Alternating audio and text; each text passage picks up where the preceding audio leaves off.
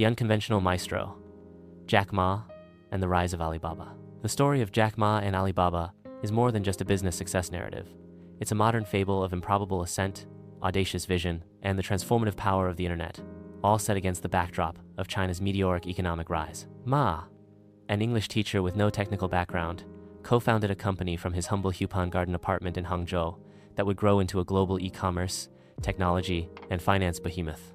Alibaba not only revolutionized how China does business and how its citizens shop and pay, but it also catapulted Ma into the stratosphere of global business icons, a symbol of Chinese entrepreneurial spirit. However, his journey, much like China's own, has been marked by exhilarating highs and, more recently, sobering reckonings. From rejection to revelation.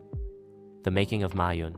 Born Ma Yun in 1964 in Hangzhou, a city renowned for its scenic West Lake, Jack Ma's early life was far from privileged. He grew up during the tail end of Mao Zedong's Cultural Revolution, a period of intense social and economic upheaval. Thin and wiry, Ma failed his college entrance exam twice before finally gaining admission to Hangzhou Normal University, then Hangzhou Teachers Institute, on his third attempt, where he studied to become an English teacher. His fascination with English began early.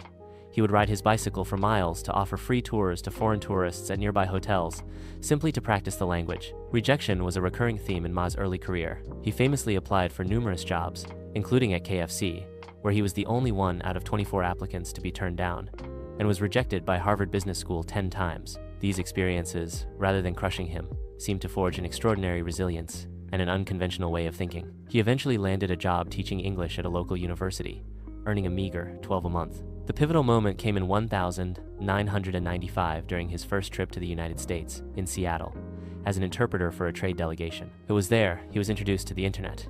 His first online search, legend has it, was for beer. He found beers from Germany, the US, and Japan, but not a single Chinese beer. This sparked an idea. If China wasn't on the internet, then Chinese businesses were invisible to the world. He saw an opportunity to bridge this gap. His initial forays into internet entrepreneurship were modest.